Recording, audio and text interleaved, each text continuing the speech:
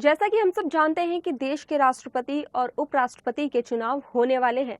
सभी पार्टियां अपने अपने पासों पर मंथन कर रही थी कि पहला दांव कौन चलेगा, भारत में अगला राष्ट्रपति कौन बनेगा। लेकिन एक पार्टी और दो नाम जिन पर सबकी नजरें बनी हुई थी, और वो है पीएम नरेंद्र मोदी और केंद्रीय गृह मंत्री अमित शाह पर। ये दोनों ही राजनीति के चाणक्य माने जाते हैं।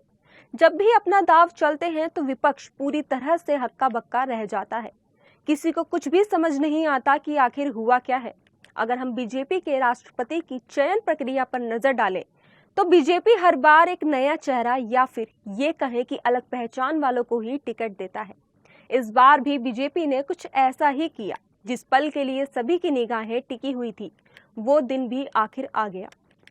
21 जून को बीजेपी अध्यक्ष जेपी नड्डा ने राष्ट्रपति पद के लिए द्रौपदी मुर्मू के नाम की घोषणा की।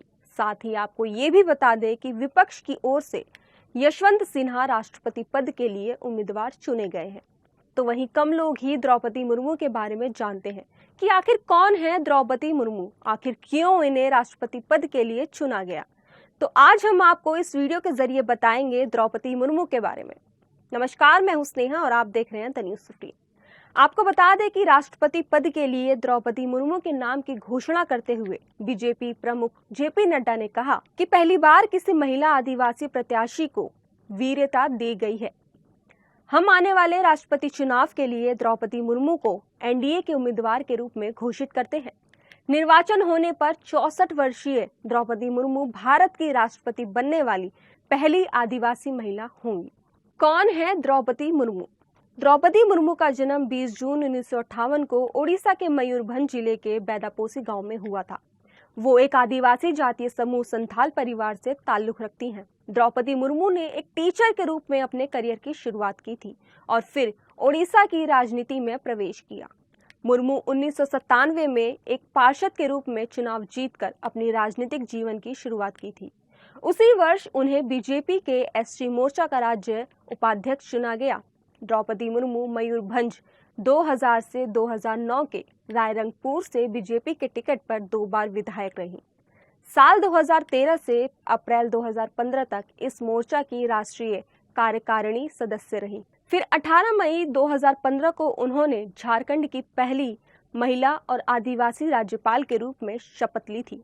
आखिर बीजेपी के लिए क्यों खास है द्रौपदी मुर्मू का नाम? द्रौपदी मुर्मू को अपना राष्ट्रपति उम्मीदवार बनाकर बीजेपी ने एक तीर से 2 निशाने लगाने की कोशिश की है। बीजेपी आदिवासियों पर फोकस कर रही है क्योंकि गुजरात, मध्य प्रदेश और छत्तीसगढ़ में चुनाव होने हैं। इन राज्यों में आदिवासी भारी भरकम की संख्या में है, इसलिए आदिवासी मतदाता पार्टी की योजना के लिए काफी महत्वपूर्ण है। और इसके साथ ही 64 वर्षीय द्रौपदी महिला मतदाताओं को आकर्षित करने में भी पार्टी की मदद कर सकती है। राज्यपाल का कार्यकाल रहा साफ सुथरा। 18 मई 2015 को झारखंड की राज्यपाल के रूप में शपथ लेने के पहले द्रौपदी मुर्मू ओडिशा में 2 बार विधायक और 1 बार राज्य मंत्री के रूप में काम कर चुकी हैं।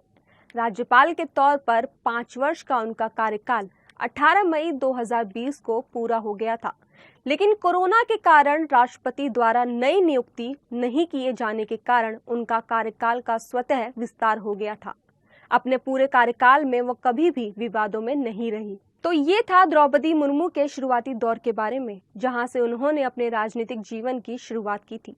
लेकिन इन सब के बीच द्रौपदी मुर्मू ने अपने जीवन में काफी सारे उतार चढ़ाव देखे। द्रौपदी मुर्मू की जिंदगी में एक बार नहीं बल्कि 3 बार दुखों का पहाड़ टूट पड़ा। द्रौपदी मुर्मू का विवाह श्याम चरण मुर्मू से हुआ था। द्रौपदी मुर्मू के 2 बेटे और एक बेटी हुई थी, लेकिन शादी के कुछ समय बाद ही उन्होंने अपने पति और अपने 2 बेटों को खो दिया।